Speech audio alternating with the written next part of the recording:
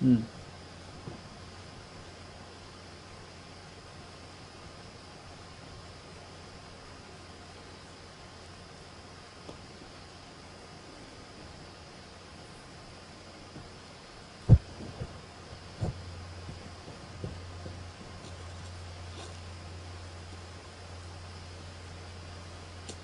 Right.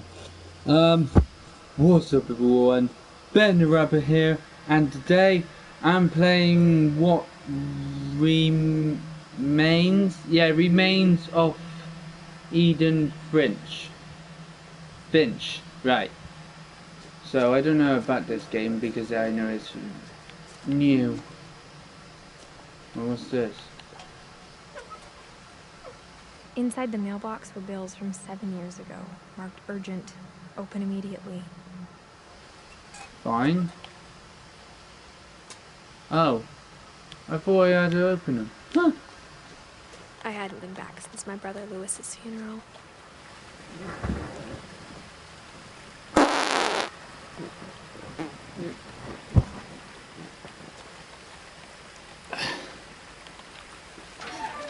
Whoa.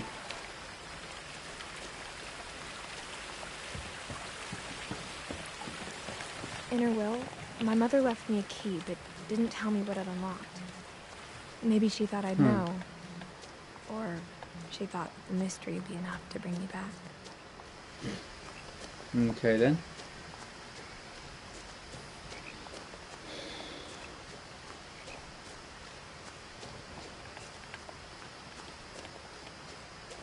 No one had driven this way in a long time, but I saw a few hoof prints.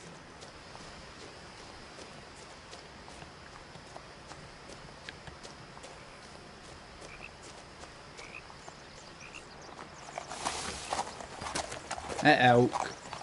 Or a deer. I don't know. The truth is, even after I inherited the house, I never thought I'd come back to it. But now I had questions about my family that only the house knew the answers to. That's a big ass The house was exactly like I remembered house. it, the way I'd been dreaming about it. Looks wicked. Looks absolutely fucking wicked. Wow. I As a really child, want to. the house made me uncomfortable in a way I couldn't put into words. Right. I really want to move there. Now, It looks as a nice. 17-year-old, I knew exactly what those words were. I was afraid of the house. Okay. Don't know what she meant there.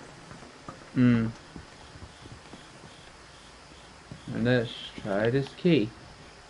I hoped the key might unlock the front door. It didn't. Back door. Oh, what's this?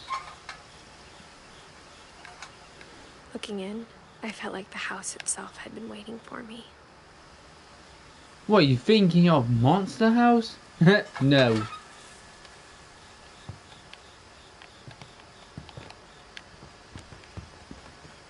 I always like it in first person mode. It's good.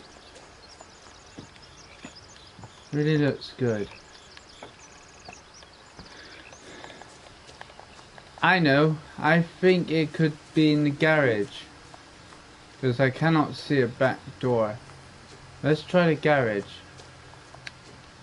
No. There's nothing. Alright, back door it is then.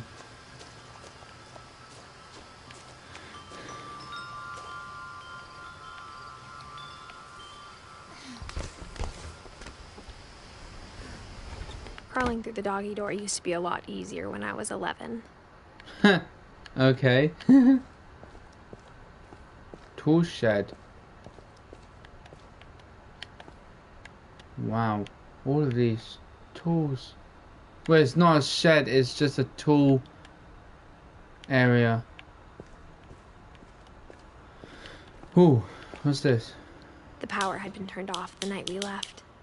Oh. For the first time in years,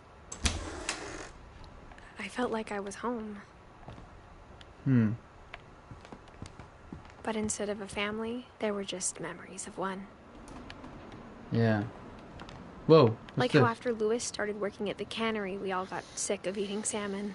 Except our cat, Molly. Nothing in the house looked abnormal. There was just too much of it. Like a smile with too many teeth. Stop missing. My mom wasn't much of an optimist, but she never stopped believing that my brother Milton was alive. Oh.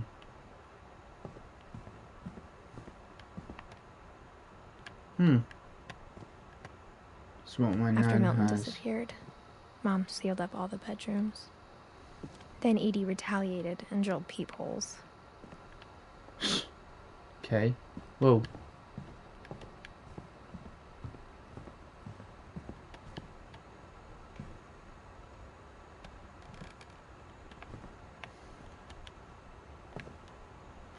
That looks like all glue.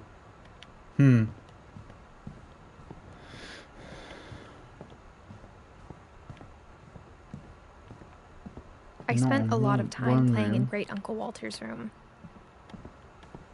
Lewis told me there were secret passages, but I never believed him. Oh. Turns out, my mom was really good at keeping secrets. Now it was time to find out what my mom had been afraid of. Reading this, maybe it sounds like I had a plan.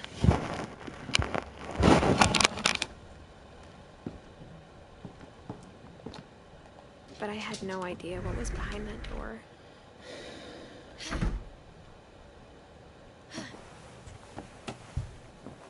Just like I had no idea where all this was gonna lead.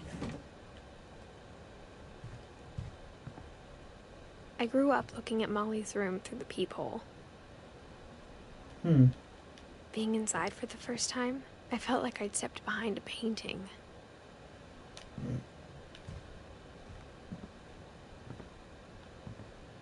I like Molly's room.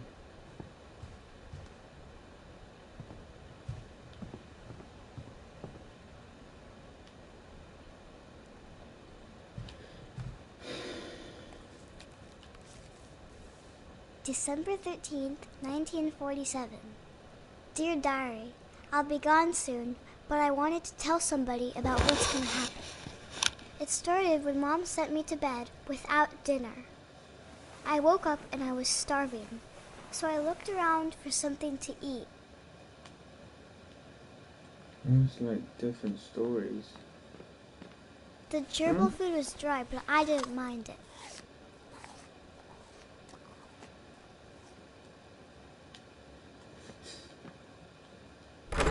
Mom, can I come out now? Sweetheart, it's late. Go to sleep. She locks the door? What the hell? What about the little girl goes to the bathroom or something? Oh, alright. I ate a lot of things that night.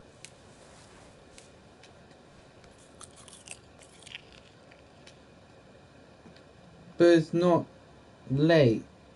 I can only see the sun sometimes. Wow. I kept eating and eating.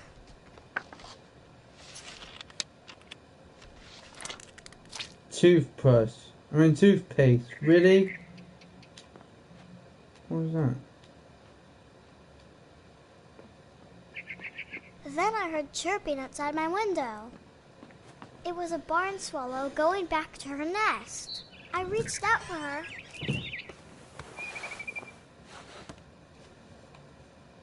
And suddenly, I was a cat. Changed to a cat.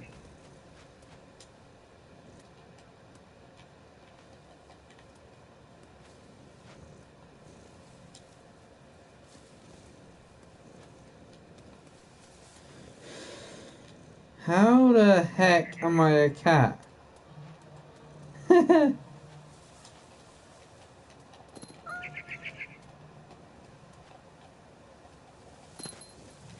This is weird. I tried to be quiet, but the bird was really scared.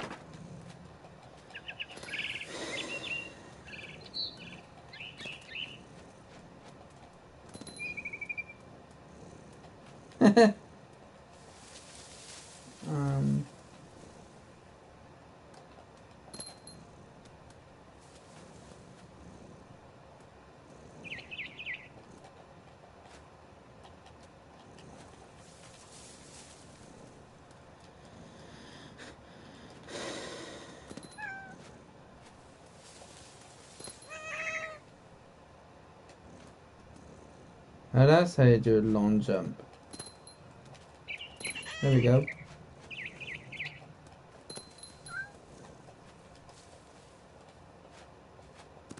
Come on, you can jump on there.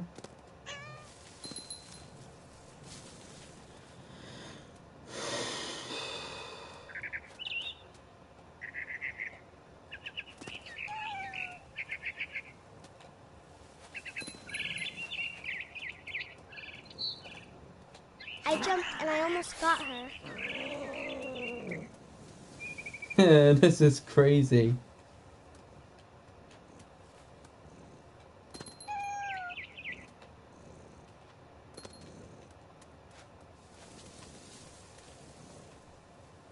I could tell she was getting really tired.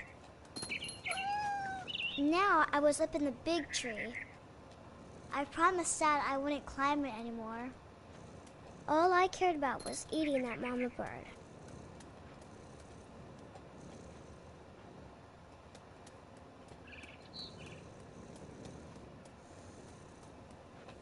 I always like the purring.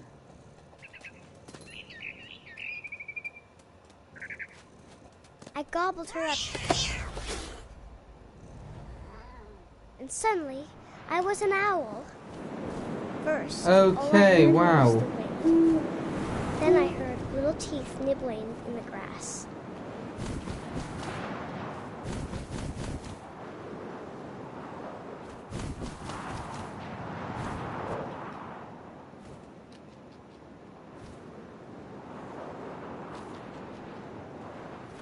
Rabbits.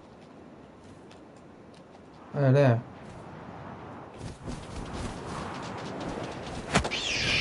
Wow. I imagined his face looking up and seeing mine through my talons. I swallowed him up, and I didn't chew one bit. Oh my Then I gosh, lost that my was something nasty. bigger.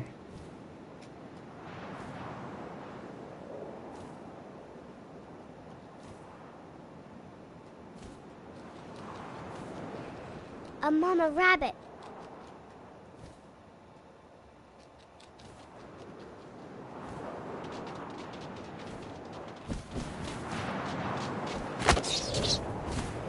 Nice catch. She was almost too big to carry.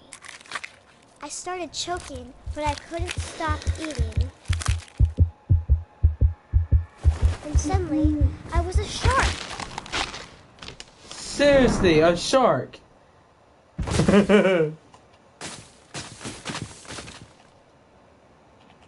Where am I going?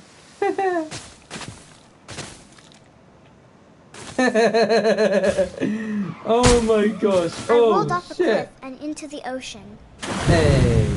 Now, I was hungrier than ever. Time to do the Jaws song. No, I hate that song.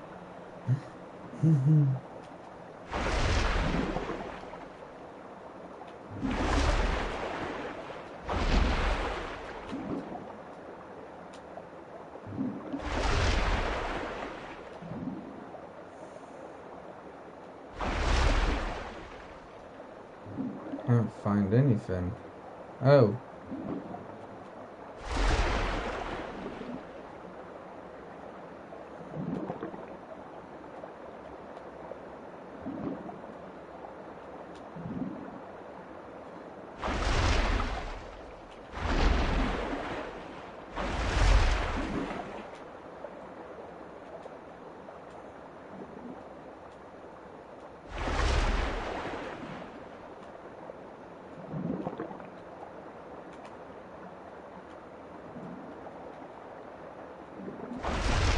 I wanted fat, juicy seals.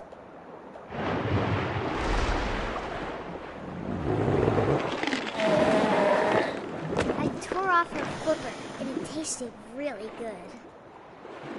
Oh.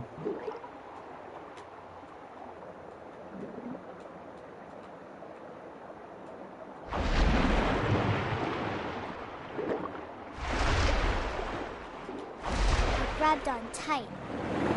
But I was so hungry, I jumped out of the water. When I opened my eyes, everything had changed. You're now a what? What is this? A snake?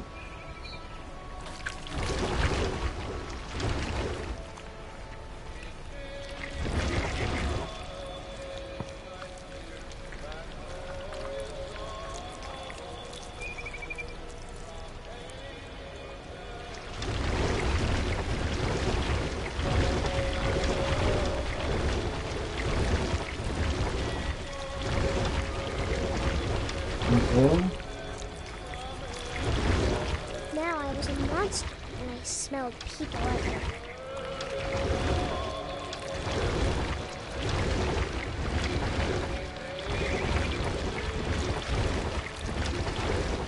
I was big, and I moved real quiet.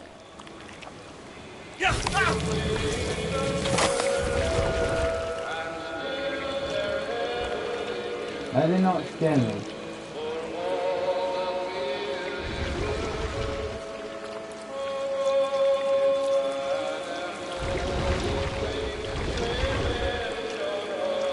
I wanted to stop, but also I didn't.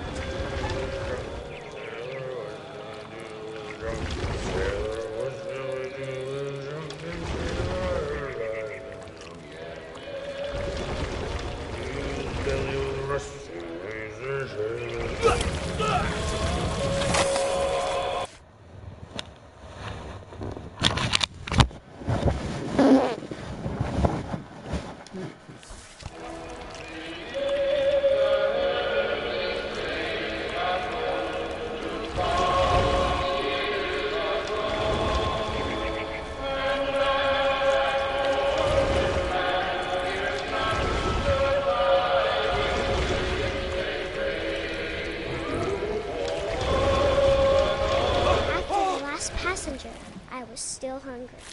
And across the water, I smelled something new.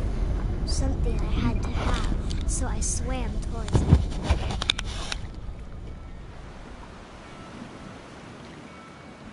I slithered onto the sand, and the good smell went into an old pipe. This game is weird. You said it right, Larry.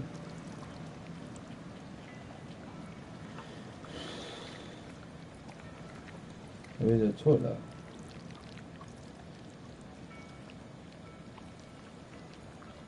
I got closer and closer. And you're back in your bedroom.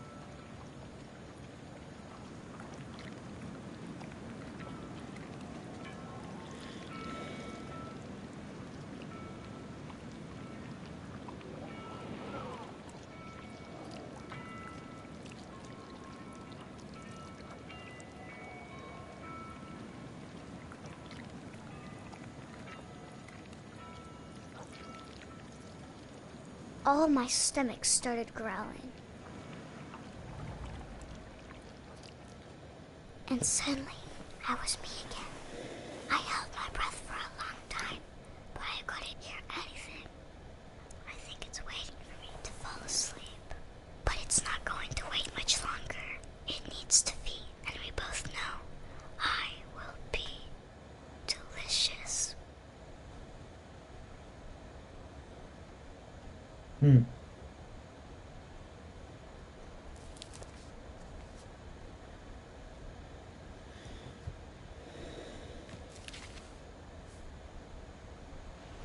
I'm not sure if I believed all of that, but I'm sure Edie would have.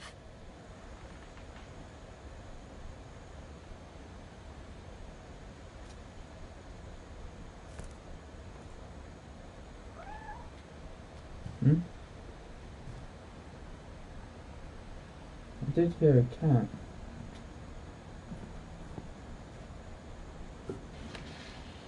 Molly's gerbil had a tiny bedroom with its own even tinier gerbil cage.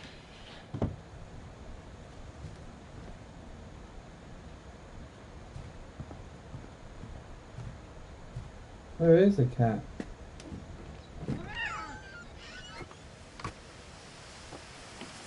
This will be obvious later, but my mom never told me any of these stories. Edie would have, but Mom didn't like bringing up the past. Though, when we adopted a stray kitten, she was the one who named it Molly. I spent a lot of time in Great-Grandma Edie's room. Her room was like a museum. For 500 years, the Finches have been famous throughout Norway for their fortune. Odin Finch buries the latest victims of the family. On January 7th, 1930, 40-foot waves off Odin's daughter Edie. Sorry, I Odin just want Finch to is keep the first to be. looking. His daughter Edie is already dreaming of a new Finch house.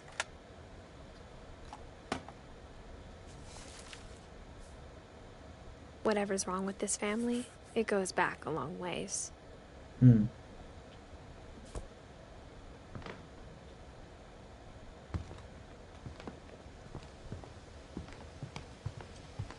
always like it when it's doing Even in her automatically 90s.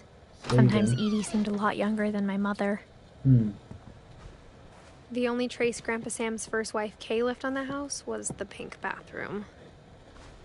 That looks disgusting. It was a pretty big trace.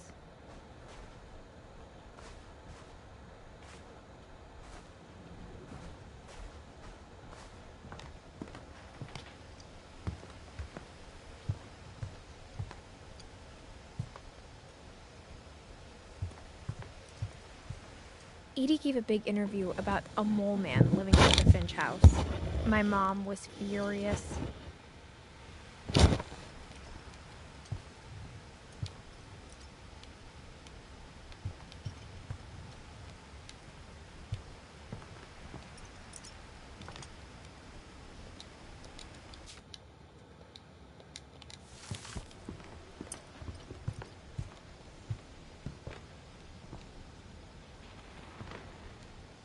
When Edie told people Sven was killed by a dragon, she could also have said he was building a dragon-shaped slide that collapsed. She could have, but she didn't.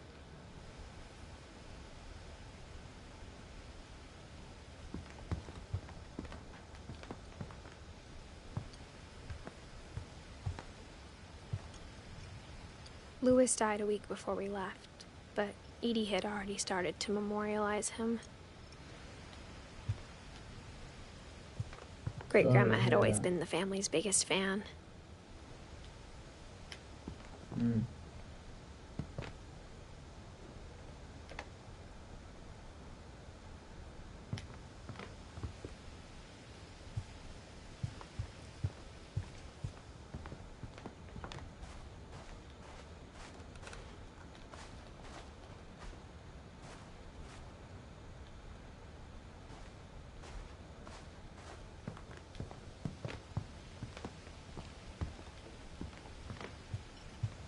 Edie knit me a new pair of gloves every year, just in time to replace the old ones.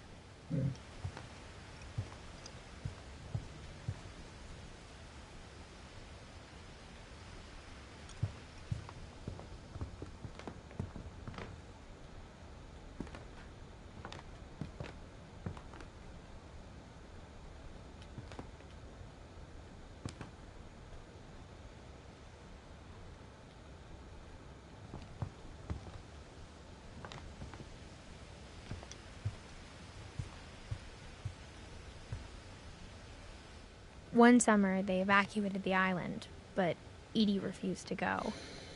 For a few weeks, she was a celebrity. I hadn't thought of myself as Edith Jr. for a long, long time. Okay.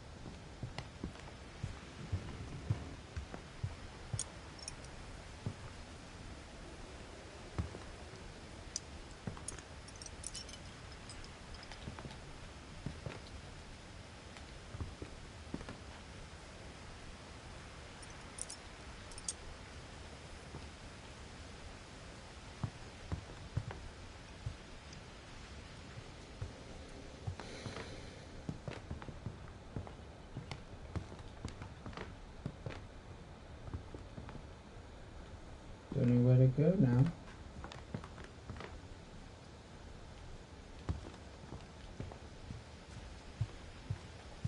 And she's not even saying anything. Oh.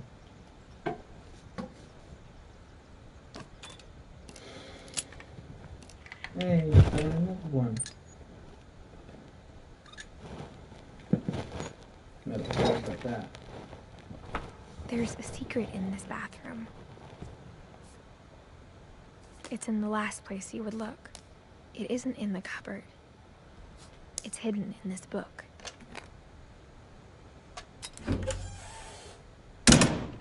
Whoa.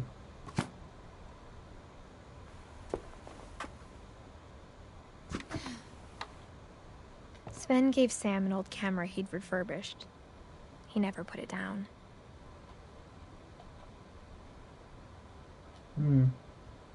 Cute.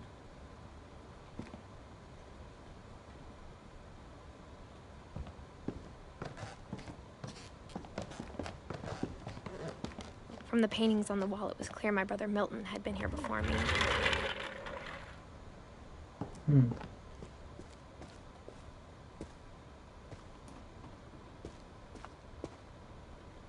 I knew Grandpa Sam had a twin, and that he never talked about him. I guess my grandpa didn't like history any more than my mom did.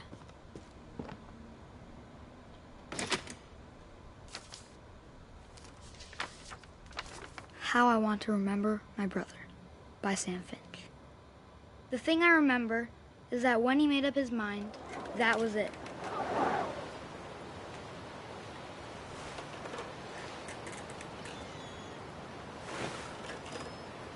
My brother said he'd die before he ate another mushroom, and he did. At Barbara's funeral, we swore he'd never be afraid again, and he wasn't. I think Calvin always wanted to fly. Sam! Calvin! Dinner's ready! Coming! But that day, he finally made up his mind to do it.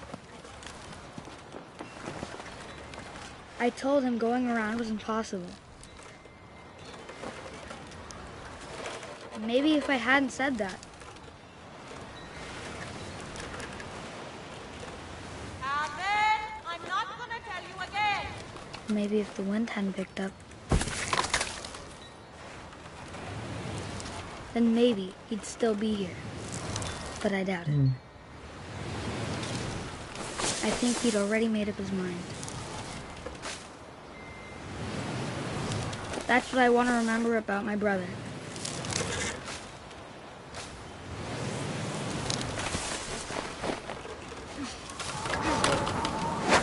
Okay then. The day he made up his mind to fly. And he did.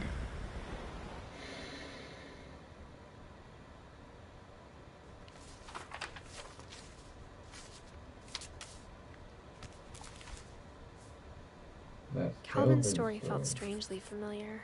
When I was younger, I remember trying to do the exact same thing. After the funeral, Edie roped off Calvin's half of the room. I'll be back.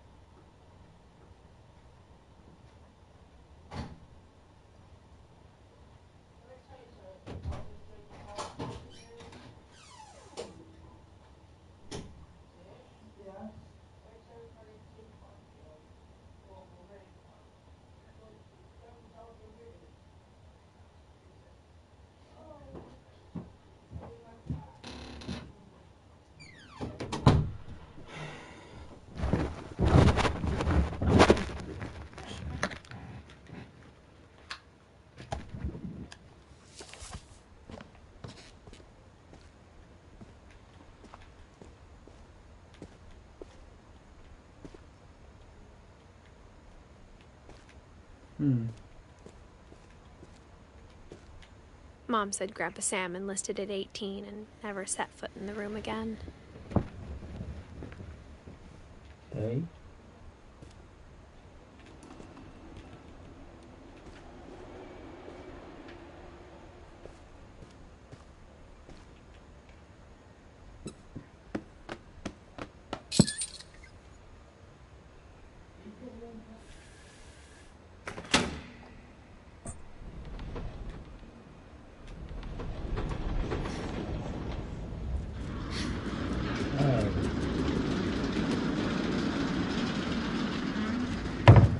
Oh, cool.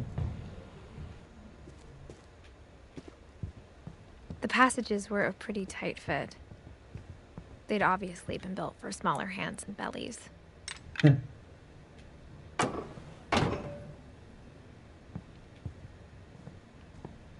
What, are you calling me fat? Edie's father, Odin, built the original house. Whenever people ask me about my family, the first thing they always want to know about is Barbara.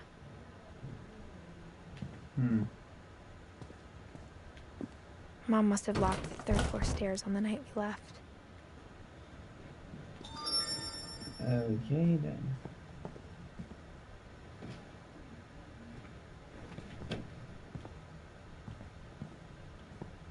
I was back here again.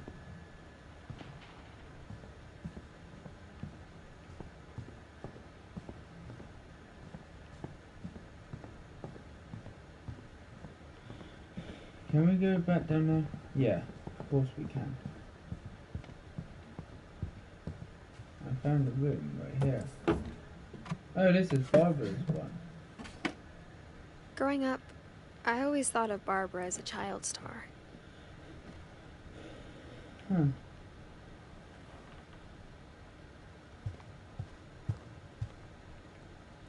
Oh. Of all the stories people wrote about Barbara's death, I'm surprised Edie saved this one.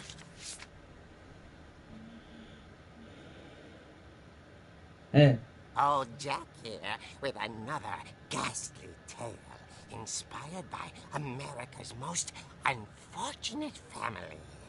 I'm calling it The Surprise Ending of Barbara Finch. As a child star, Barbara was famous for her scream. Now at 16, she was all washed up. A has-been. But in a lucky break, she'd been asked to perform her signature scream at a local convention for monster movie fans. It was just the boost her career needed. Unfortunately, her scream hadn't aged well. Getting better. I think you just need the right motivation. Her biggest fan and current boyfriend, Rick, was about to demonstrate when... Now that was a great scream. It was Barbara's father, Sven. He'd slipped into a table saw and had to be rushed to the emergency room. So Barbara got stuck babysitting her youngest brother, Walter. Her convention comeback was cancelled. Okay, I'm hearing frustration, but I'm not hearing terror. What if I tried... A gang of hoodlums in Halloween masks have been terrorizing Orcas Island tonight. Police are urging residents to... Whoa! The basement. You're right! Also, I loved your delivery on that. Why is your basement door locked? Because my dad likes making puzzles and secret passages. There's a key hidden in the music box. The secret is to keep winding and winding until finally the key pops out. Thanks, babe. I'll be back in a sec. 20 minutes later, Rick hadn't returned. So Barbara went to look for him, right on cue. Okay. She reached for the music box. And as she wound the key, she listened for Rick, but the house was silent.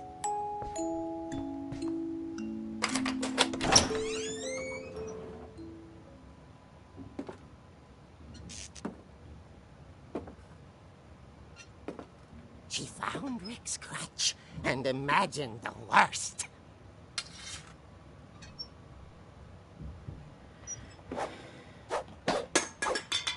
Just play with the cans, eh?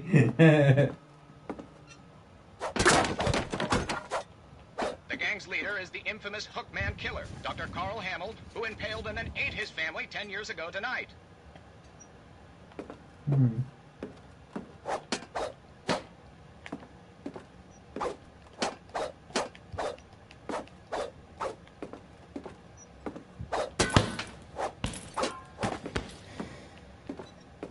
The old fridge rattled and grew still. Oh dear! Okay. Rick? Barb, relax. I was just trying to scare you to help you find your scream. Well, I'm not scared, Rick. I'm furious. Then act furious. All I'm getting from you now is that you're hurt and confused and you're... She threw him out, but she kept a little something to remember him by. Barb, have you seen my other crutch? And she was still holding it when she fell asleep watching the late picture show. Hours later... Barbara! Walter, what's going on up there? Ah! Okay, I'm coming up, but if this is a trick, we're dead, Walter.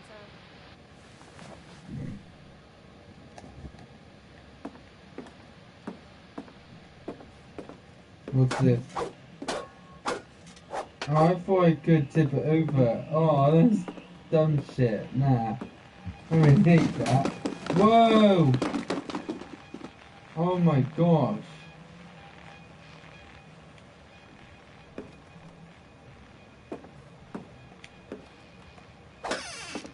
Walter, are you there?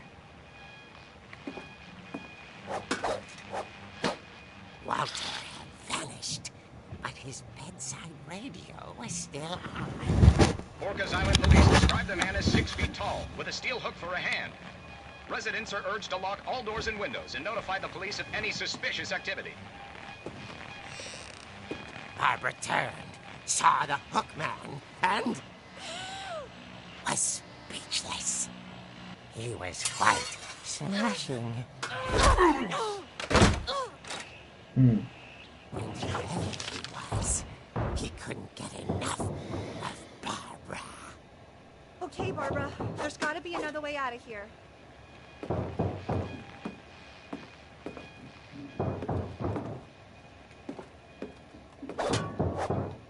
No, not there.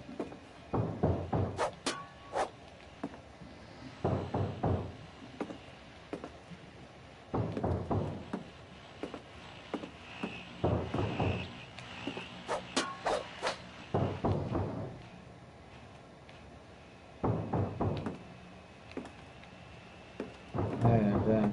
Alright. That night, she played her part beautifully.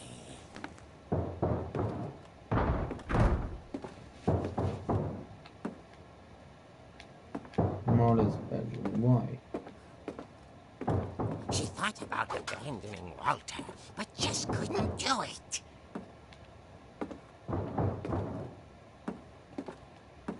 Molly's door hadn't been opened in years. The hinges groaned.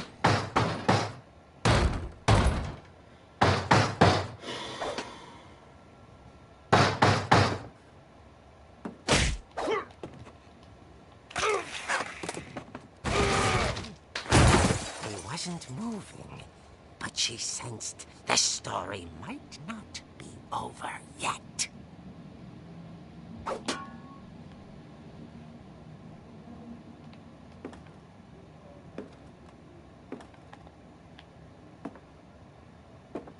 I wish there was a sprinting movement.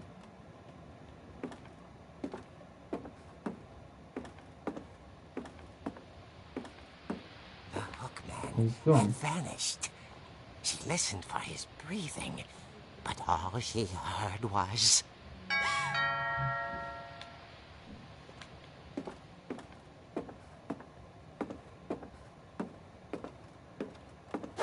At the door, she heard whispering. It was coming from inside the house.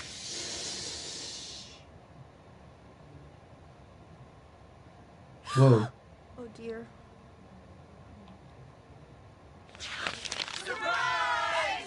Oh. The monsters had come to surprise her. For Barbara, it was a dream come true. Then she saw what kind of monsters they were, and she realized what was about to happen. She was going to be famous. And with her final breath, Barbara Finch gave the performance of her life.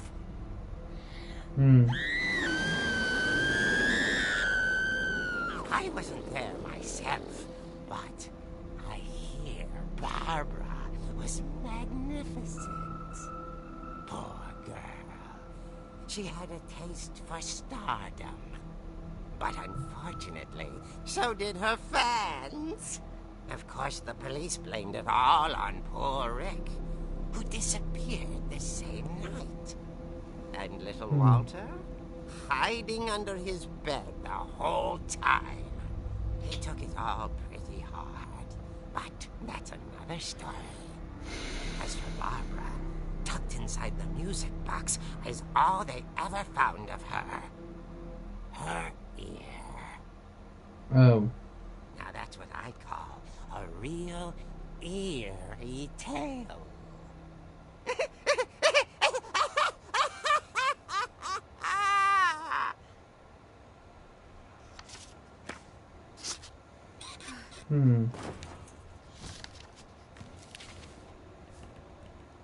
Edie told me all Barbara wanted was to be remembered, as absurd as that comic was. Maybe what Edie saw was a happy ending.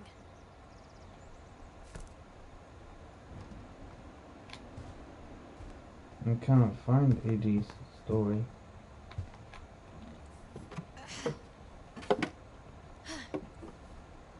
I guess now I know why Mom didn't like me playing with the music box.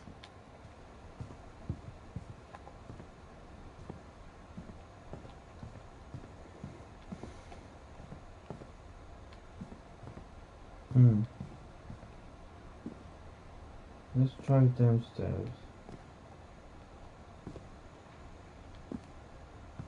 What's this? A lot of things got left behind in the whirlwind of that last night. Oh.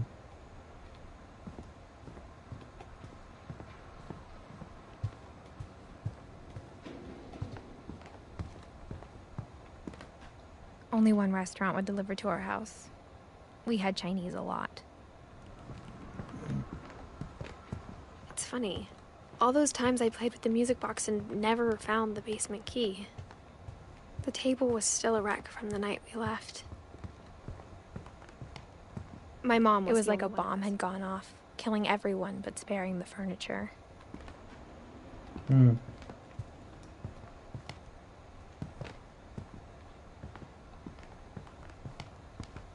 Even the fireplace had a story. Edie told me the bricks came from the original house, after it sank. Oh.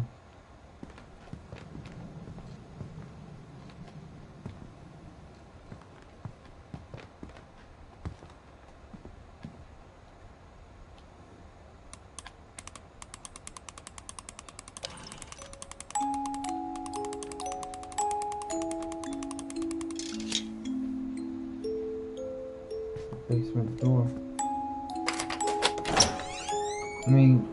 Key.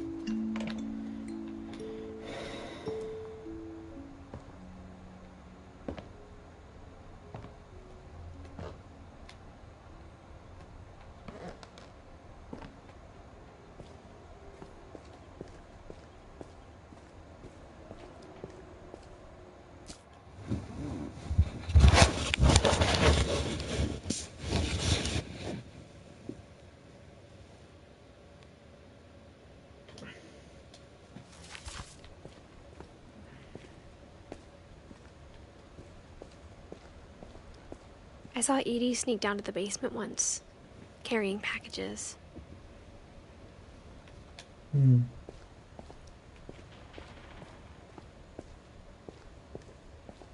I thought maybe she was hiding presents.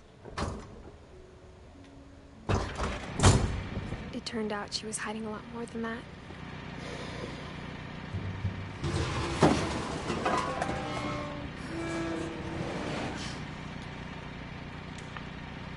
I remember asking Mom once about where Walter had gone. She said after Barbara died, he got as far away as he could. If there's a pattern in all these stories, I think it's that none of us has gotten very far.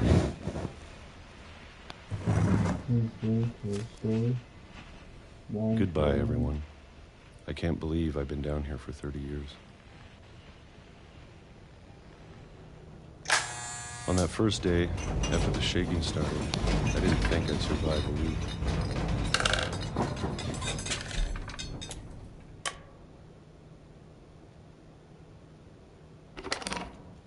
But after a few days, I settled into a routine. That's what kept me sane. Having a schedule, living for today. I always expected to be dead tomorrow.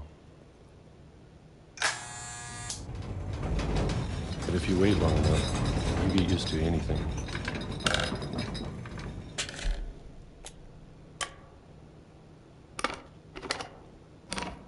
Even a monster on the other side of the door starts to feel normal. Almost friendly.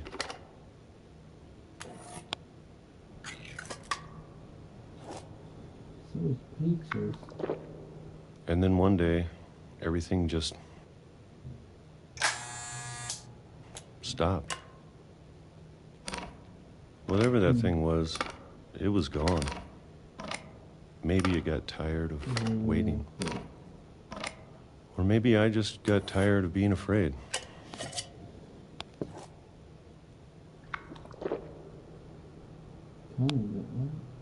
It's been a week now, the longest in 30 years. I'm done waiting. I have to leave while I still can.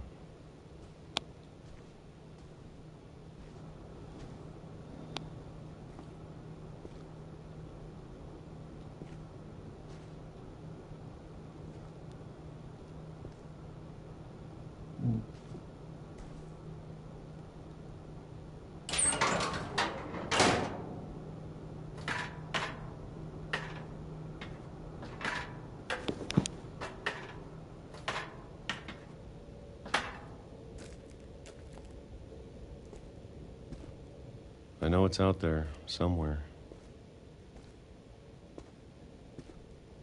Whatever killed Barbara and Molly and Calvin. Maybe this is all a mistake. But I need to stop living the same day, even if it kills me.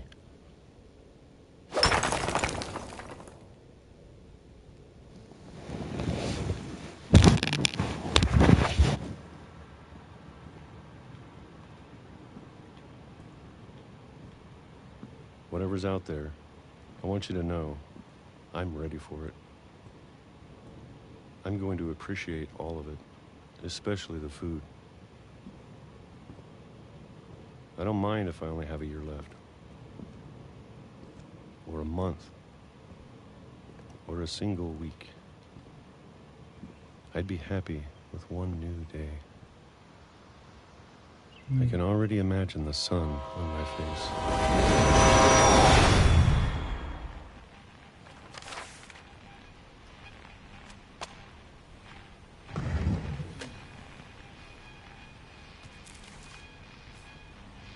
Walter died when I was 6.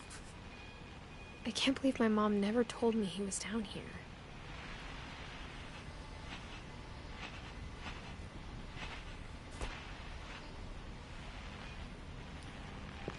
I'm sure my mom was trying to protect me.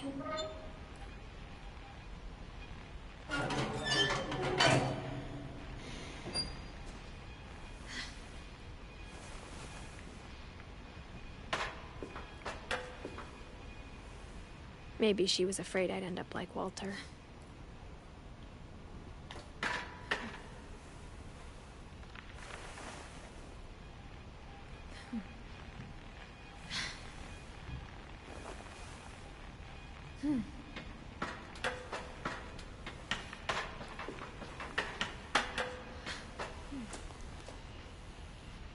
But if she never told me about an uncle under the house, I can only imagine what else she was hiding. I don't want to make the same mistakes she made.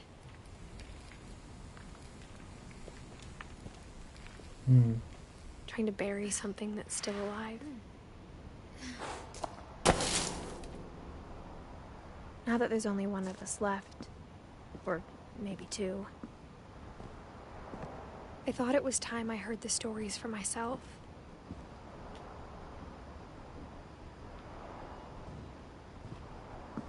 And found out what happened to everyone else. But now I'm worried the stories themselves might be the problem.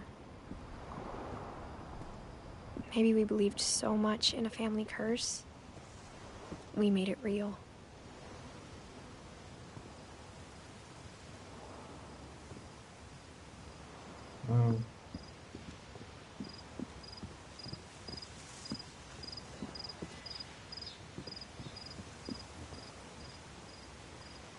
I don't know if I should even be writing this.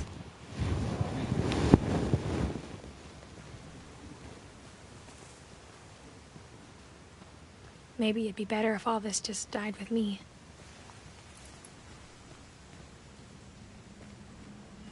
But I thought you should know about your family.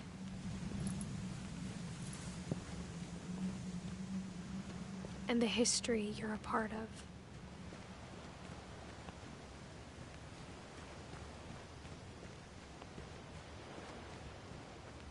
Though to be honest, I feel as lost as you probably do right now. I think the people in these stories believed them, for what that's worth.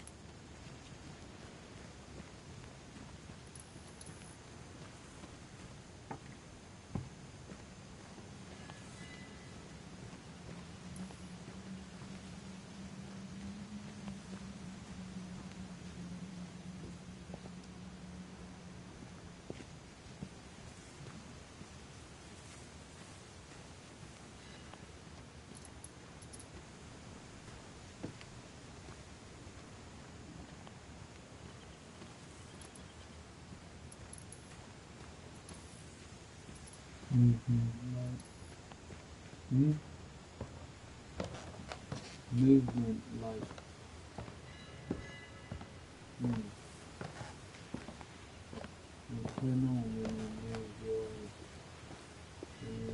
And when you look at the house, at that history of imagination and stubbornness and madness, any of it seems possible.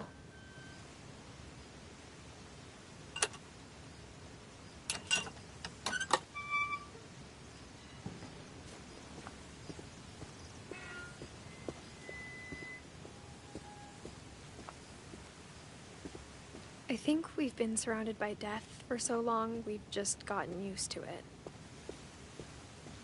What kind of family finishes building a cemetery before starting the house?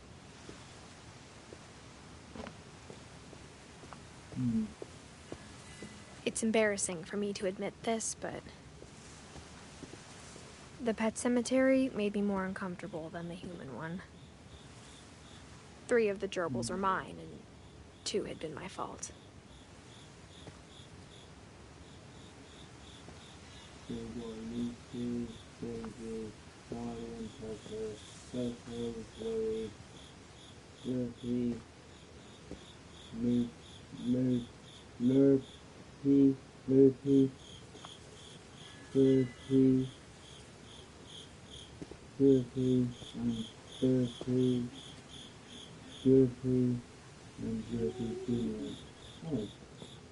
Bob Oliver, Zach Andy, Becca Shadow Christopher. Sven built the house, but it was Edie who designed the cemetery.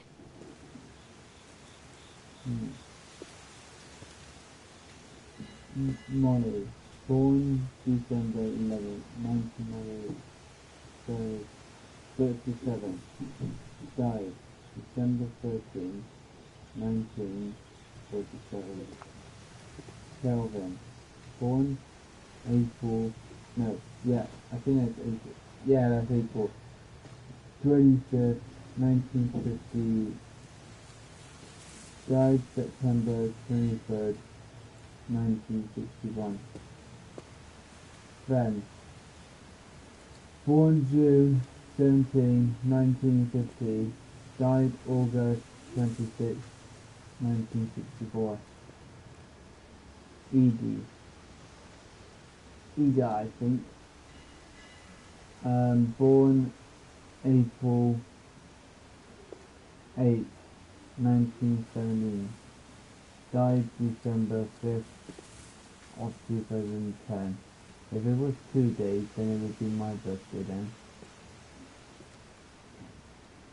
Walter, born August 26, 1952, died March 31, 2005. Barbara, born October 31st, 1944, died October 31st, 1960.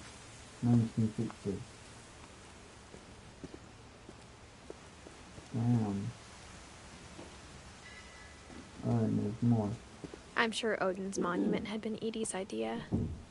My mom was always trying to move on, but for Edie, the past never went away.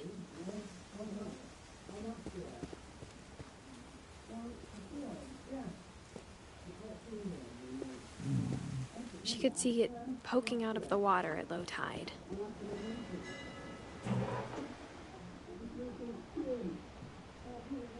Edie said she dreamed about the old house every night. Oh, that's the old house.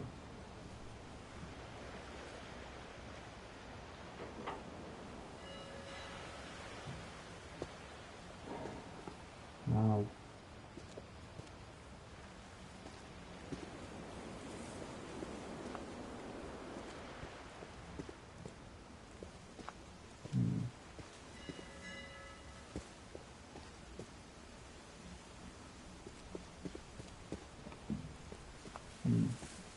Edie's side was always easier for me to understand. Edie, yeah, Edie. But the older I get, the more I can see where my mom was coming from. Her dad had been pretty strict, but it wasn't enough to save her brothers. She was just trying to do better. Gus, born June 20, 1969, died November, 1982. Sam, born April 25th, 1950. Hold on.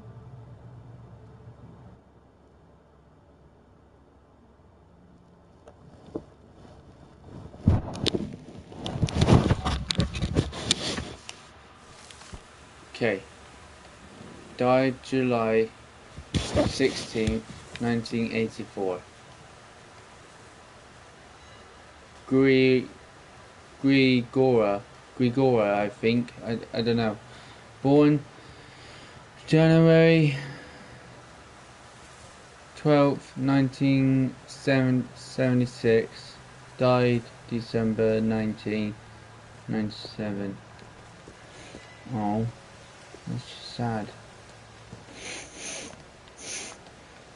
No, I'm not crying, I'm just trying to sneeze, but it won't even dare let me sneeze. Right. Milton, born May 19, 1992. Sandra, born September 6, 1966. Died February 22, 2002. She lost 2 of her brothers, just like I did. I get why she tried so hard to protect us. Lewis, born December 27th, 1988, died November 21st, 2010. Wow. I'm absolutely sorry about that. Whoa. We never found Milton's body, so my mom insisted we were putting up a monument, not a tombstone. Wow.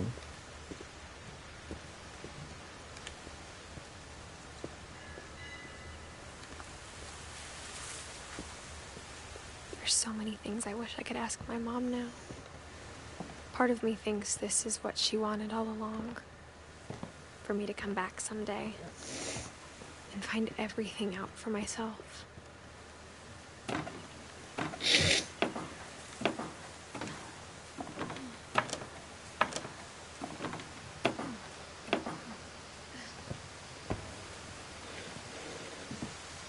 But looking back on it now, Treehouse.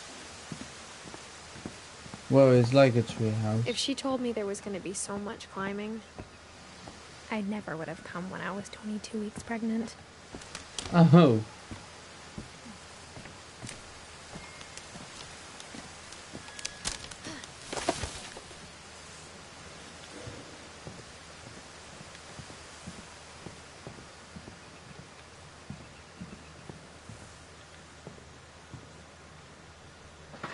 I never met Grandpa Sam, but I think he and my mom had a lot in common.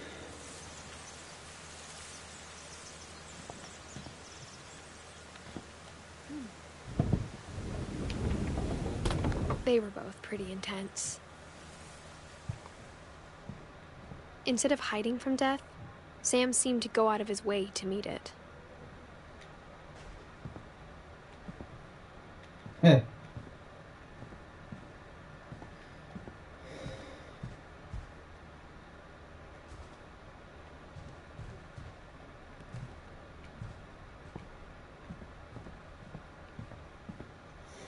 This is like a memories game.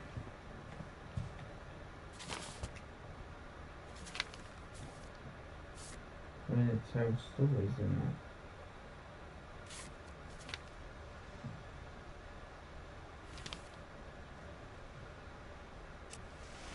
Dawn, I promise, you'll never forget this weekend. Yes, sir. These memories are gonna last a lifetime. Hmm? Am I gonna have to shoot anything? It's a hunting trip, Dawn. Shooting is strongly encouraged. Perfect. It's gonna rain the whole weekend, isn't it? Please just take the damn picture. Hey, language. Did you want to get a picture of me or what?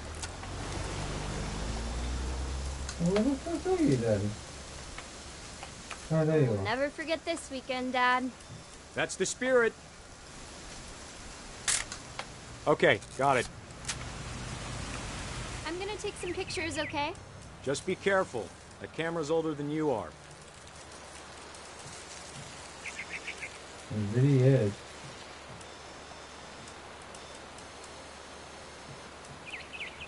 You're right, Dad. It's starting to clear up. Still freezing, though.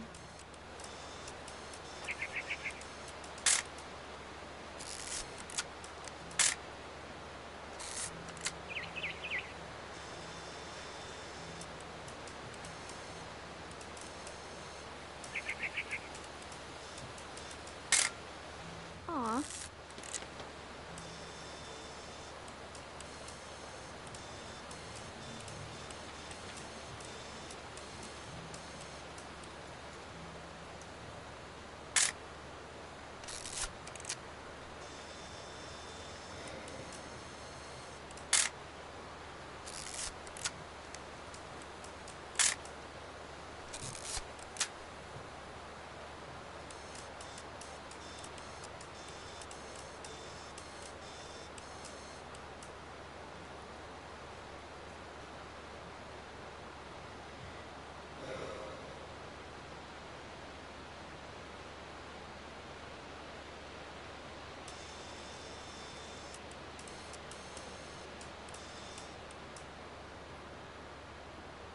Definitely should not have drunk all that coffee.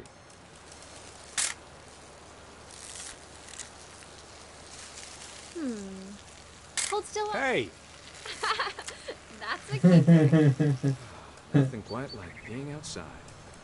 I'm just saying, I'm not always gonna be here, Don.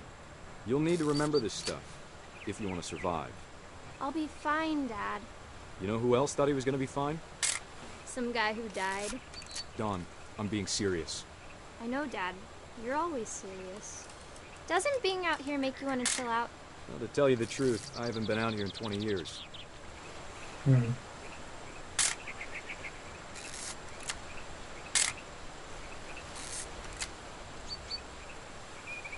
Last time I was with my brother Calvin.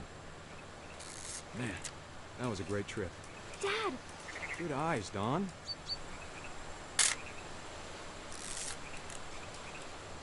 Before you take the shot, let me get a picture of you.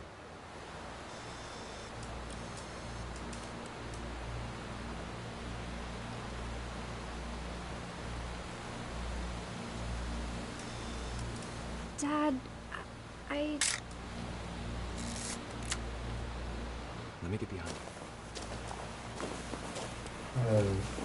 Do I have to do this? Don, you don't have to do anything.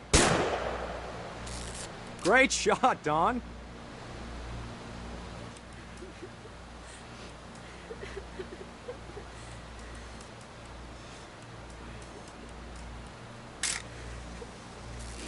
I'm proud of you, Don. Always remember that, okay?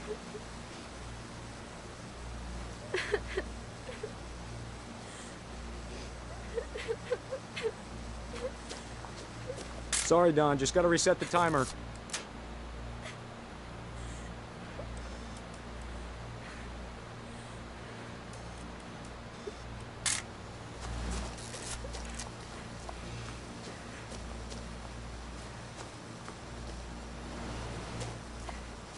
Dad, it's twitching.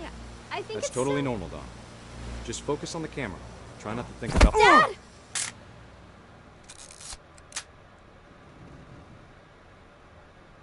Oh.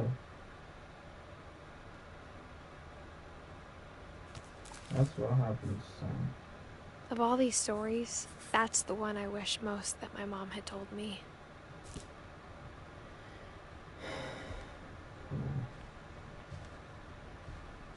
Upsetting as well.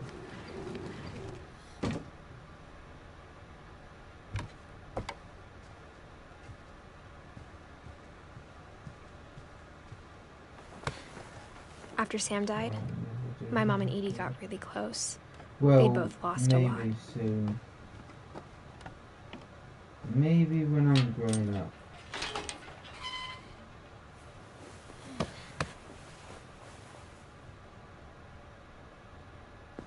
I'm maybe not allowed to kill animals. So it's their nature. Dear Kay, do you remember the way Gregory used to laugh when he thought he was alone? Like something funny was happening, Gregory, but only he it. could see it. Yeah? Come in. Mm-hmm. I think he saw things the rest of us don't. All right. Yeah. How do you spell Hercules? That's what I want to look up. Can you help me? Yeah, so that's what I want to watch. The one with the rock in it. That one. Oh yeah, that. Yeah. I think I'll have to shave and a shower. Never told me what game I'm playing. What game is it you're playing? It's cool. It's a new game. What's Called I think Bathtub? no. I think it's been on the PlayStation 4. I mean PlayStation 3 or something. It's called What Remains of Eden Finch. Oh. Just look. Felt dizzy then. Here, take my phone. You're good. You're a good friend. Alright. Yeah. Only to you, but not to Darren I'm because. after the Beatles in a submarine. Yeah. I've been after that for years. I told Scott. Scott said he's got to have a look He's wet for me. Yeah. Guess what film I'm watching? Gregory, it's time to... What? The Shining. Hold on, sweetie. Yeah, I'm watching The Shining. Oh, I fucking hate that film. I love that film. He goes, "Here's Johnny." It creeps me out when it says that. It don't creep me out. I wonder what he saw.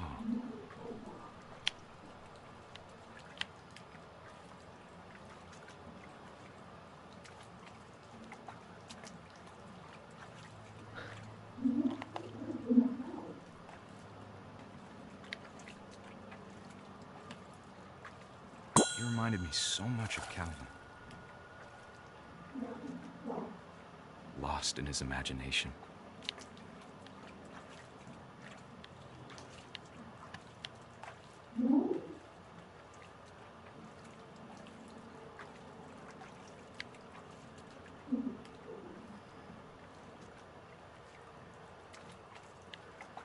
Because I think Calvin was just a baby.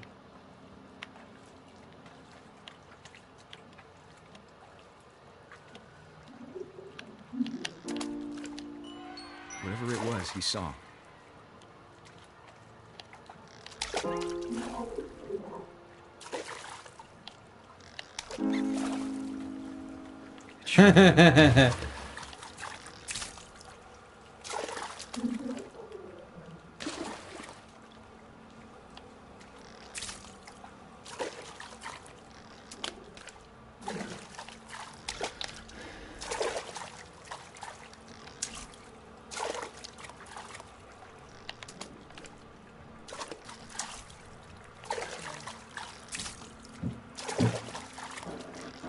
There you go, buds. It's like, this is creepy, you know. What are you forgetting about? The door? Yeah, serious.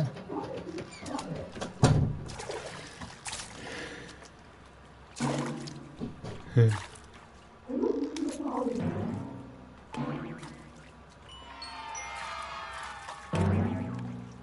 I know how silly it sounds.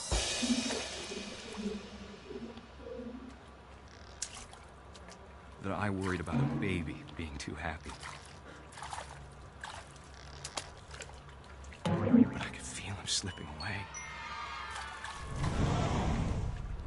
Sorry about that, Gregory. I know you did everything you could. Maybe if I hadn't called that night.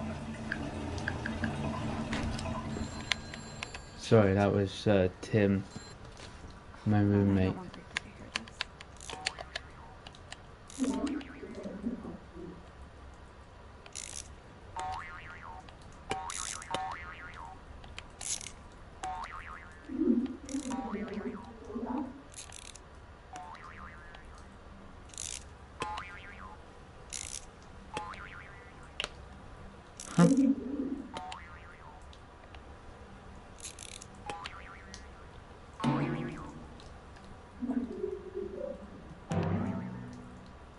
I wish he could have told us about the world he saw.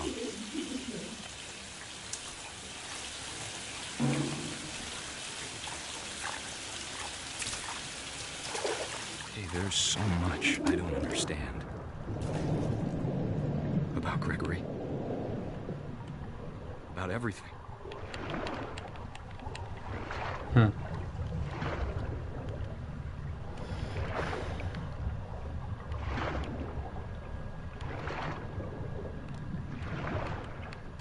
But I know what happened wasn't your fault.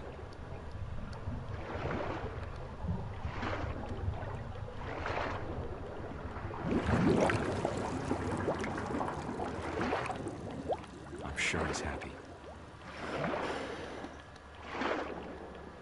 And he'd want you to be happy too. Good luck, Kay. Love, Sam.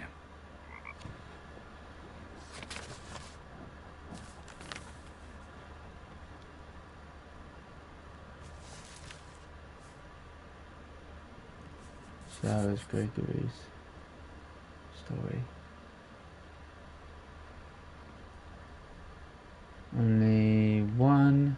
2, 3, 4, 5, 6 needs to be done. Okay, let's start searching. I can't imagine my mom ever writing poetry, and yet... Gus. A poem for Gus, who always said the wedding was a bad idea.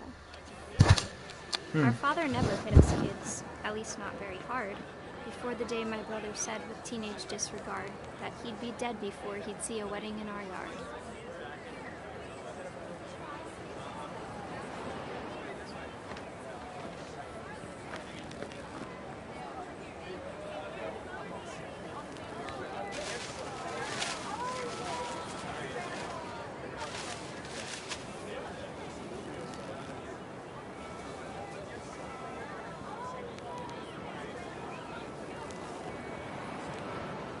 My father made him come, of course, but Gus stood far apart, just flew his kite and bottled up the storm inside his heart.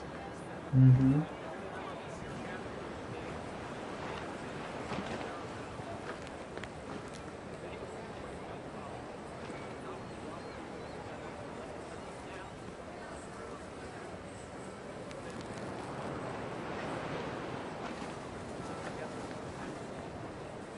I tried to talk him out of it, but though he'd never met her, "We don't need a stepmom," were the words that I now remembered. pronounce you husband and wife.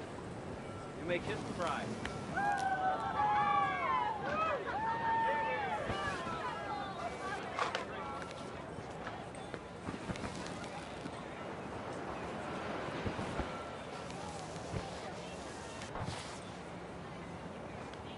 Weddings are okay, but I don't feel like we're getting wet.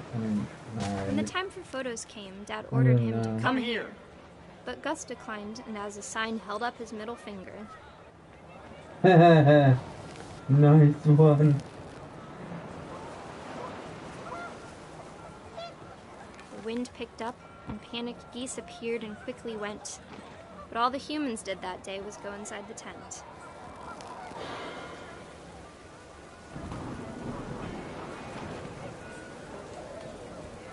Then it was raining. Then lightning strikes the car. Kite, because that's what happens.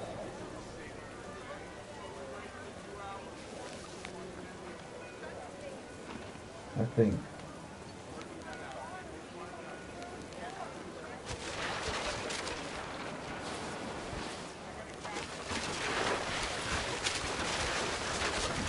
The rain came down in buckets then, but no one seemed afraid that nature might destroy the tent our dad had crudely made.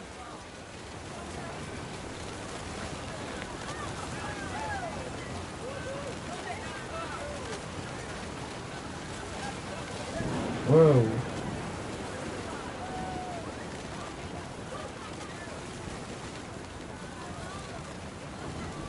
Wow.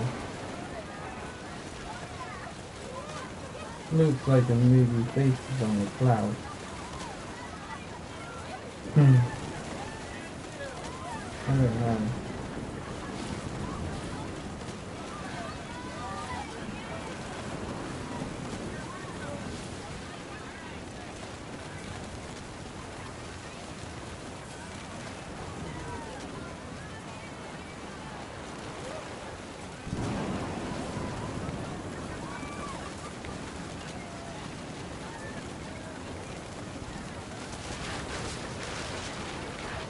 Thunder sounded much too close and full of angry power.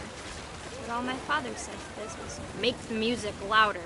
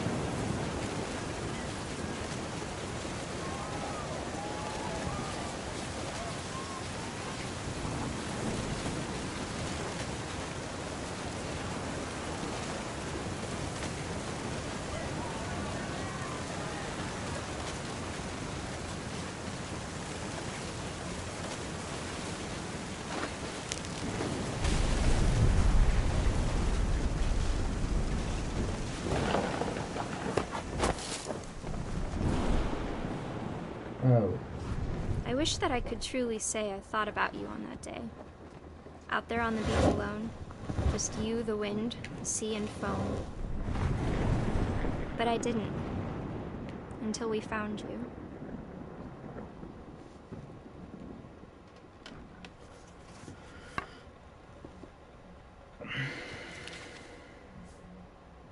She never talked about him, but Mom told me once if I was a boy, they were going to name me Gus.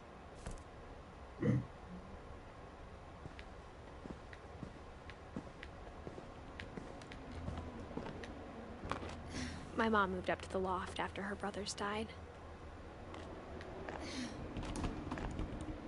At the time, it was as far away as she could get.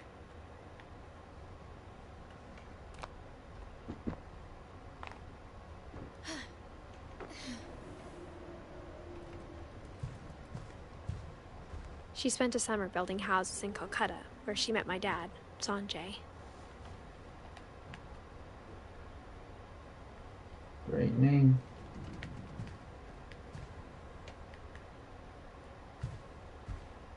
Religion was another thing my mom never talked about, Hey, but I the think it helped her a Bible. lot after her dad died. Love that book. Sorry. That's the candles what my mum has.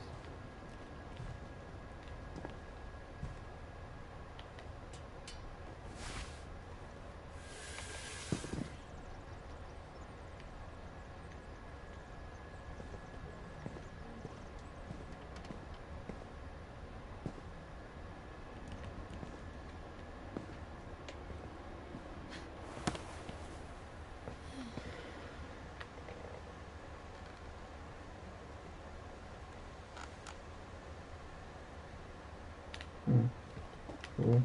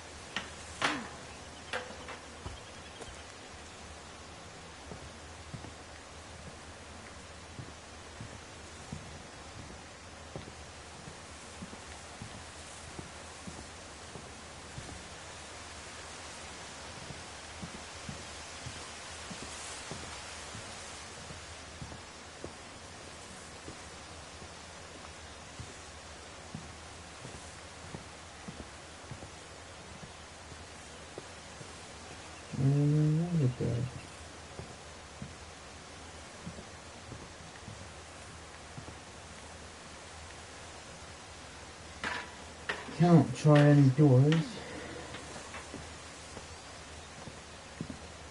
Because they're fluted.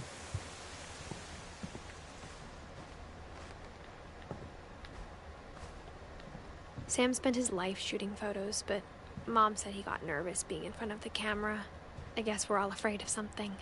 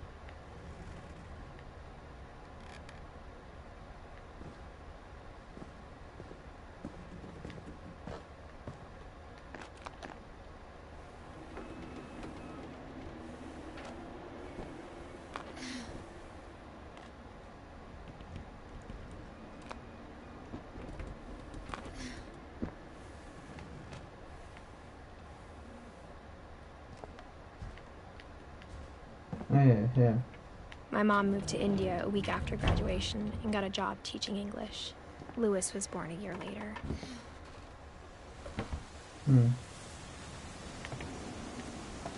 When my dad died, I don't think Mom knew where else to go. I'm sure Edie was happy to have her back.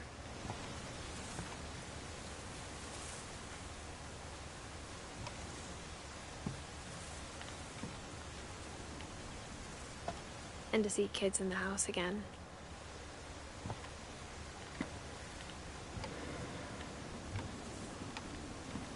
The house had to get a little bigger, but Edie was used to that. And for a while, things were good. Almost normal. But it didn't last. The beginning of the end was Milton's 10th birthday, when Edie gave him a castle. After Milton disappeared, the only thing he left behind was a room full of paintings.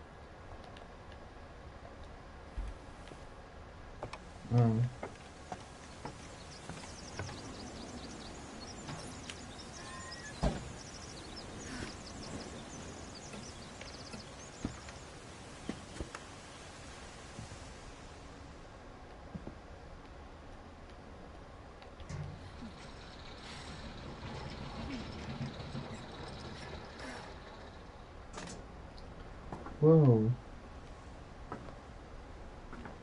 It's Milton's story. Milton Finch in The Magic Paintbrush. Sorry.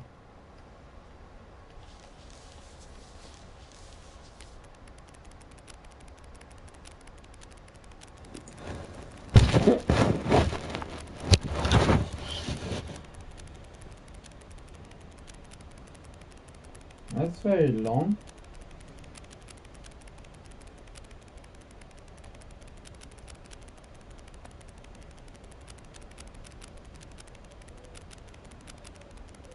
Very long footprint.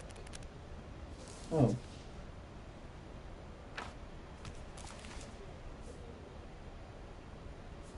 Milton. I was 4 when Milton disappeared. Last one is this. Lewis, Sanjay, Dawn, and Edie.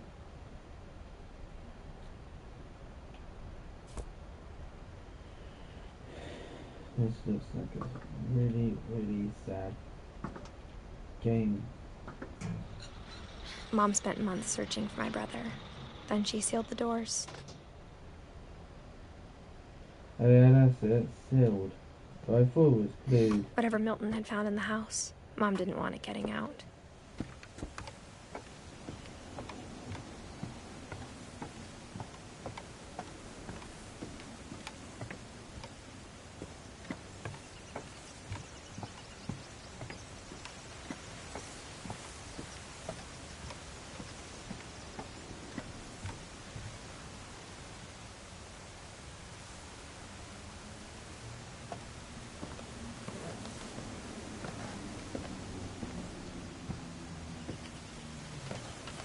Mom definitely blamed Edie, but I think Lewis blamed himself.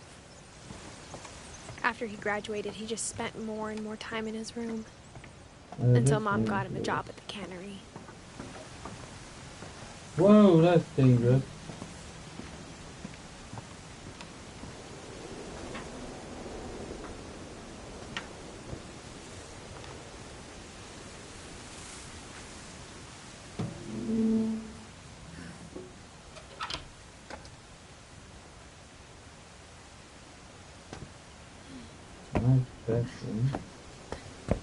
Lewis's room smelled very, very familiar. That part of him lived on.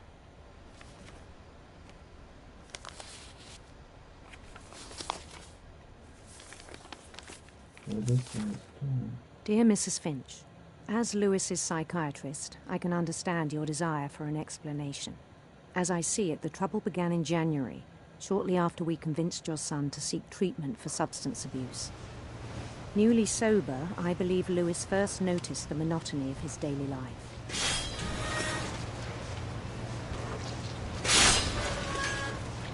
He kept working at the cannery.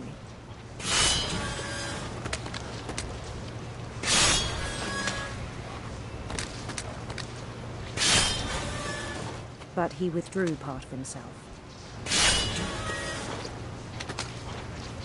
In our sessions, I saw the same behavior. His mind began to his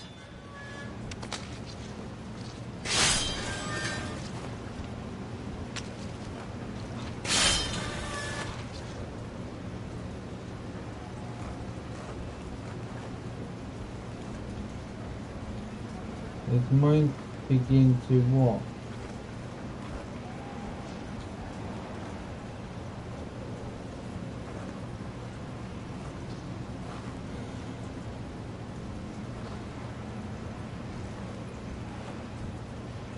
wander. Oh.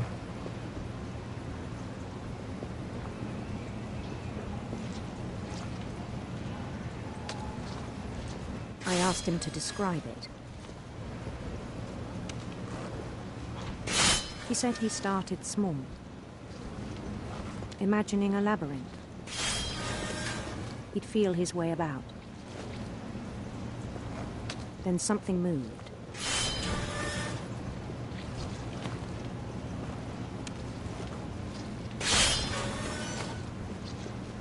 Bats. Oh. And toads.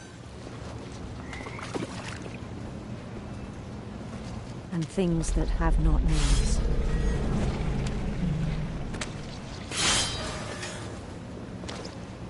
He knew it was all in his head.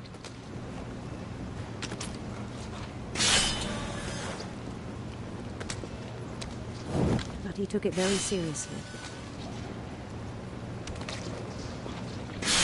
I had hoped he'd find himself.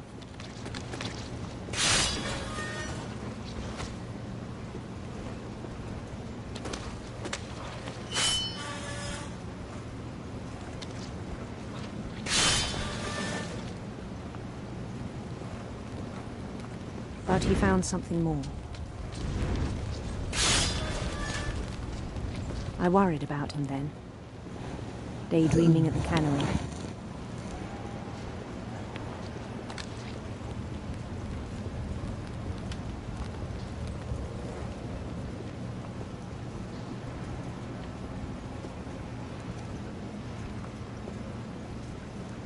I spoke with his boss. But he said Lewis had become a model employee. Methodical, tireless, focused. Like a whole new Lewis. So I let him go on.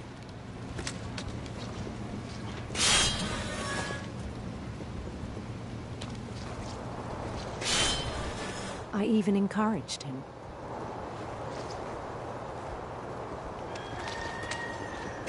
It seemed very promising at first. He told me he'd made a new friend.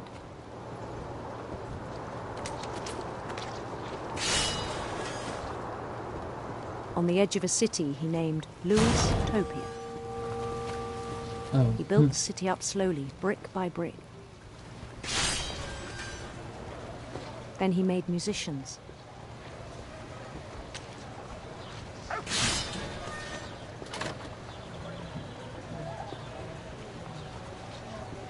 And songs for them to play.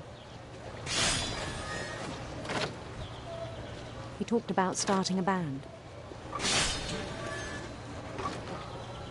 And he was always humming something. Every day his imagination grew stronger.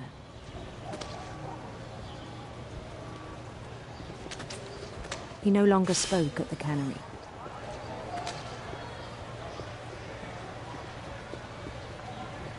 But his chopping was as reliable as ever. Then one day it struck him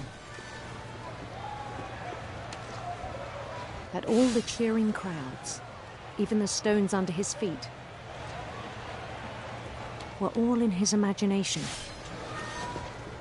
So he could do whatever he wished.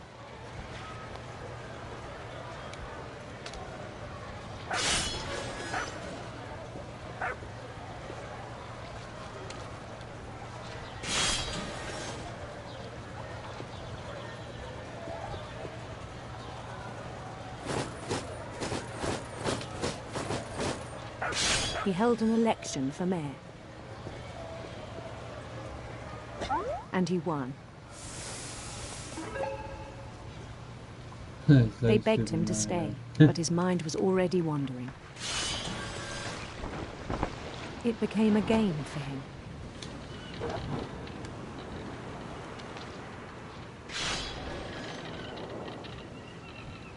He'd conquer a city, then immediately push on. New Louisville.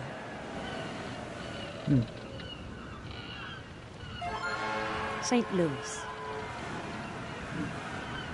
He started drifting away from our reality.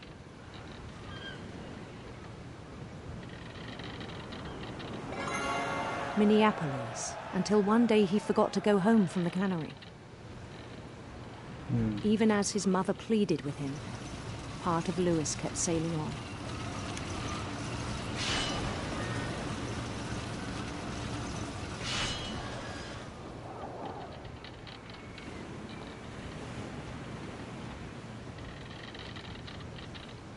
In Louisburg, he heard rumors of a handsome queen.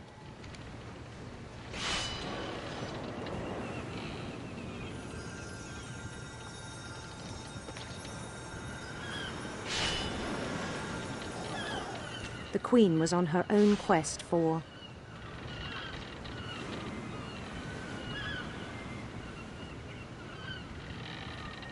radiant rainbows.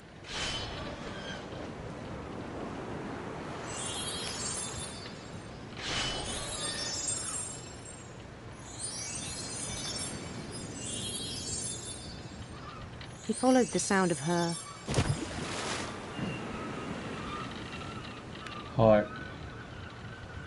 Silver harp.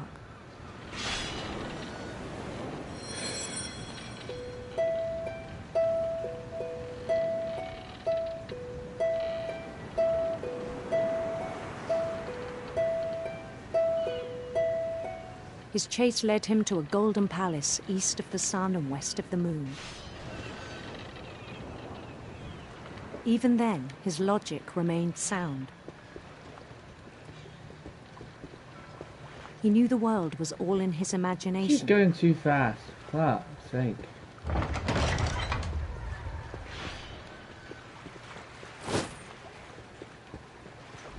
But he was so proud of having created it. Oh. In his own eyes, he'd become something greater than a king.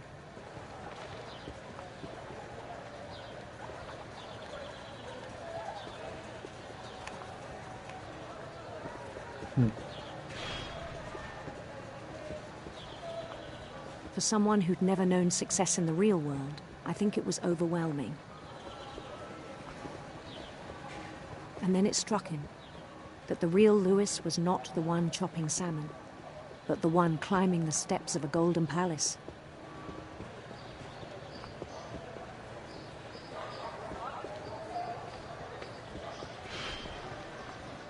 My imagination is as real as my body, he told me. It was hard to argue with him.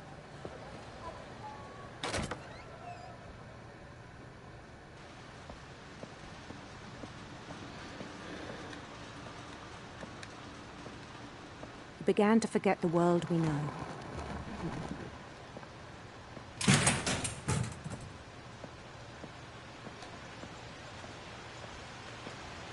I think it pained him to remember Louis, the cannery worker.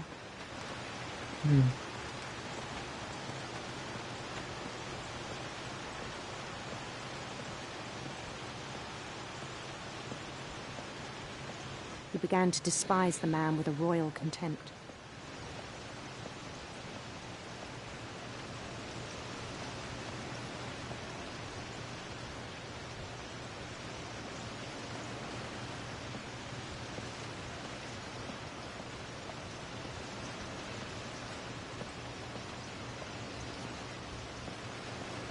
I still thought I could save him. Even after he said he was being crowned king over all the lands of wonder.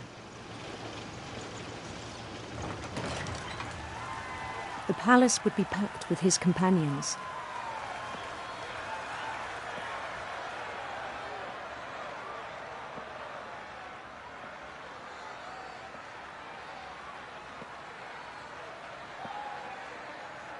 Including the wise Calico who'd insisted on advising him.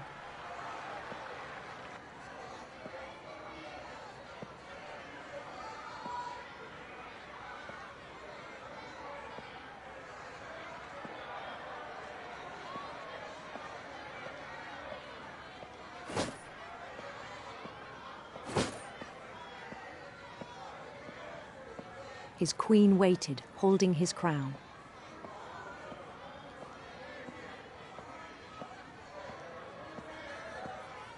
There was only one thing left to do. And that is? Bend down his head.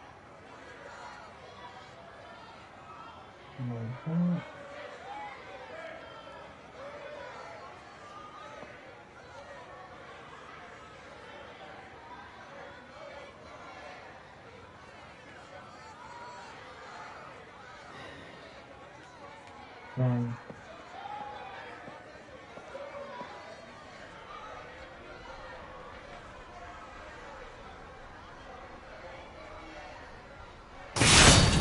the rest I think you know. Mrs. Finch, your son was a kind man who will be missed by all of us who knew him.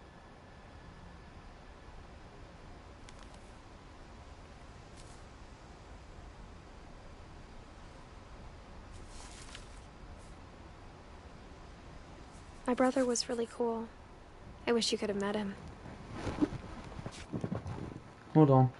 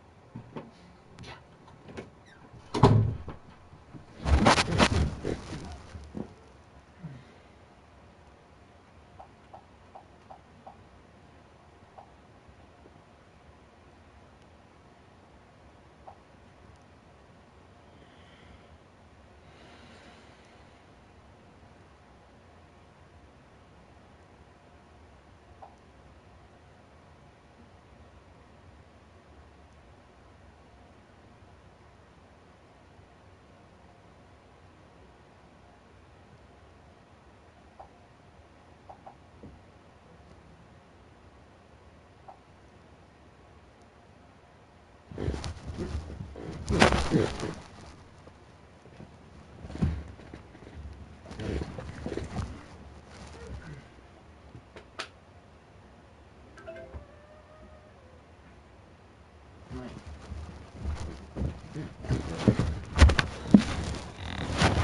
it's back. Or it could not be one of their stories. But we need just probably 2 more.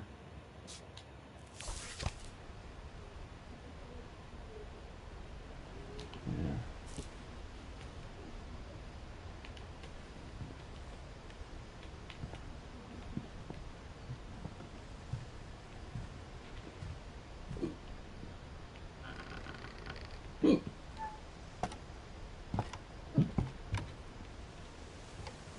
On the way back from Lewis's funeral, my mom told me to start packing.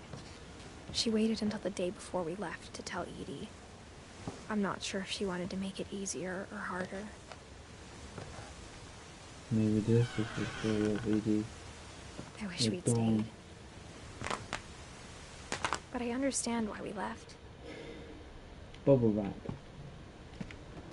That was. No. Pop. I don't know. My mom ended up leaving everything behind.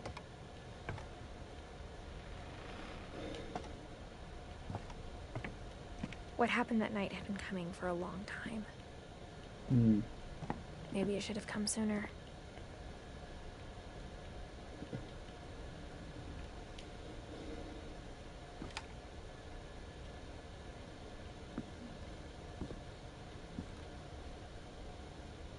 But it had to end one way or another. All that's left now is to tell you about that last night. Edith. Your story.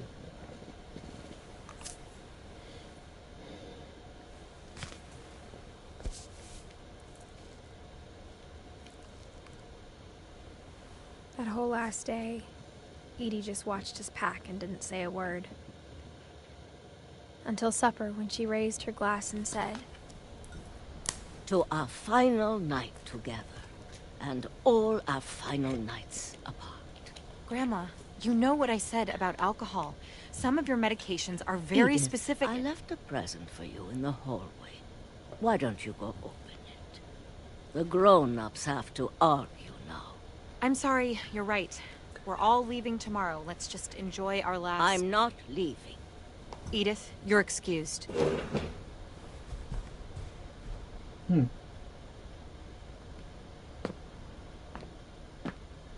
The power had been shut off that morning, but Edie always had plenty of candles. When my mom sealed the library, I don't think she knew about the other entrance. Or that Edie had a key to it.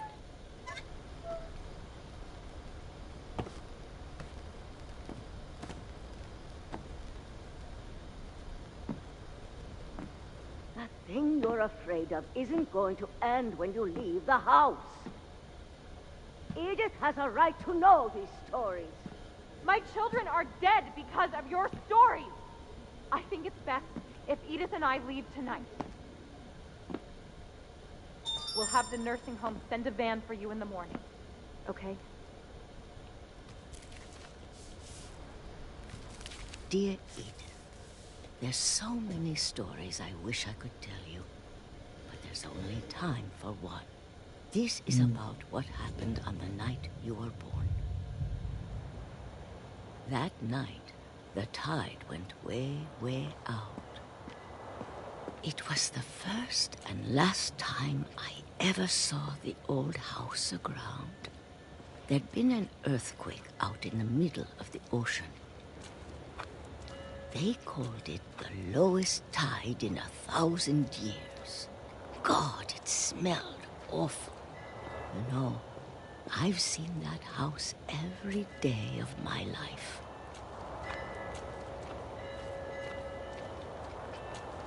But I never thought I'd go back to it.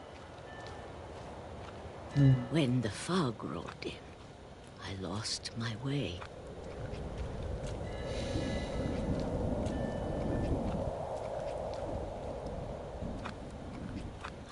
turned around.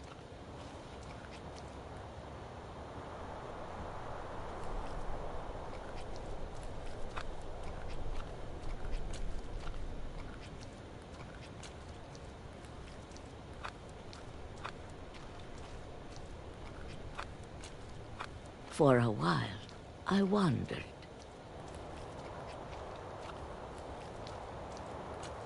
I started seeing things.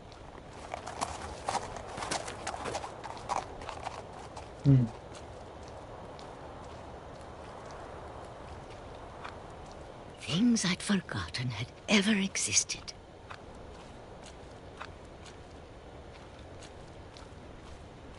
But when I saw them, they felt like old friends. That night, a lot of things came back to me. Or maybe I came back to them.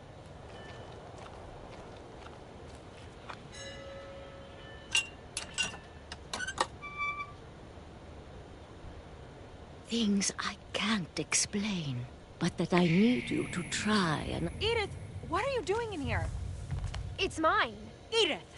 Mom, you're gonna rip it! Let go! I kicked and screamed, but Mom dragged me to the car.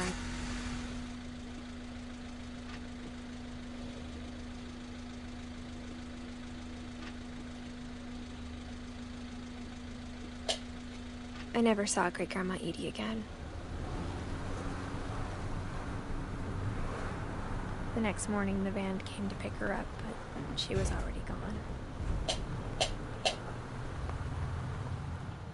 After that, we moved around a lot.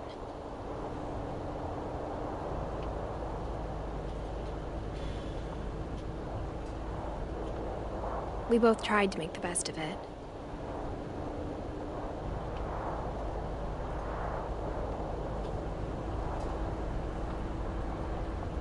A few years went by.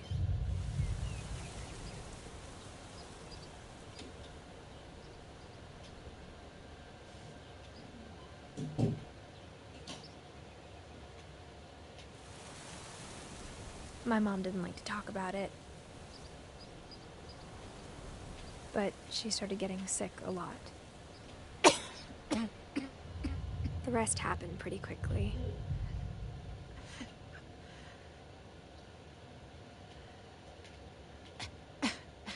She got better for a while, and then she didn't.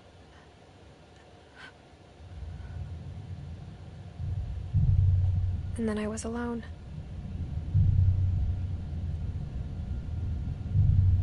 The last Finch left alive.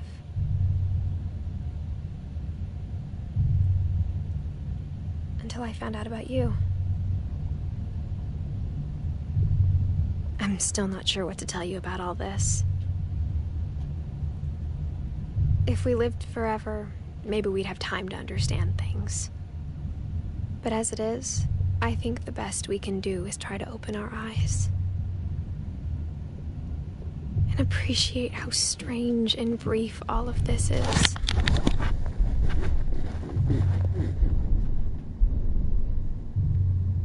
This journal was supposed to be for you. But now I hope you'll never see it. I just want to meet you and tell you all these stories myself. But I guess if you're reading this now, things didn't work out that way.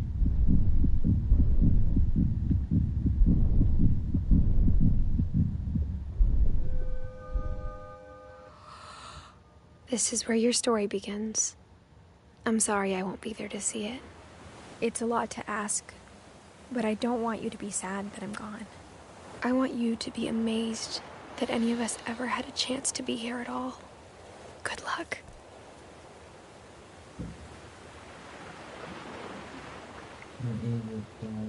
Edith. Yeah, Edith.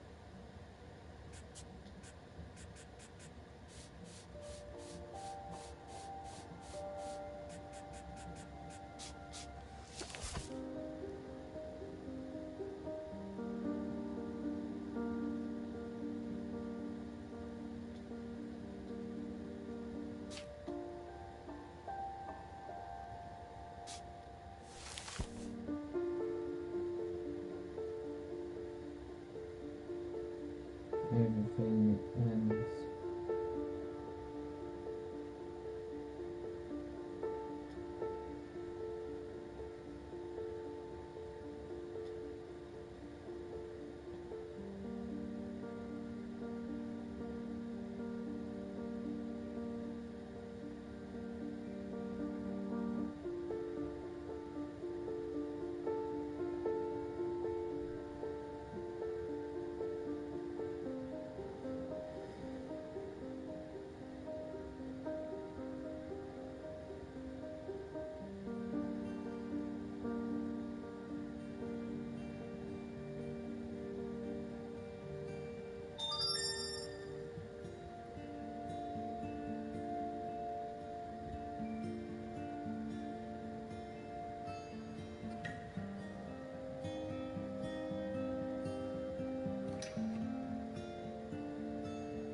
Thanks. Sharing.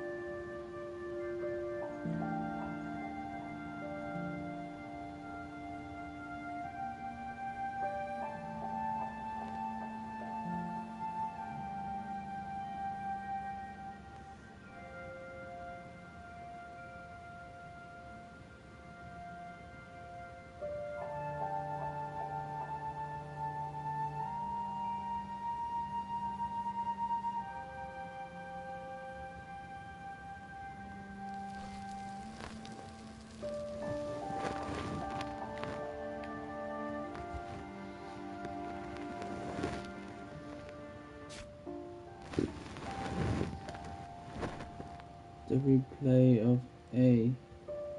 replay a story often let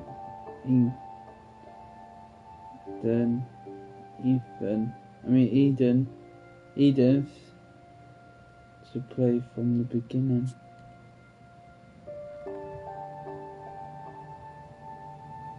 Nah, that's it. I finished it. That's such a sad story. A quick one as well. Yeah. Well, I'll see you later, guys. Peace out. So, bye.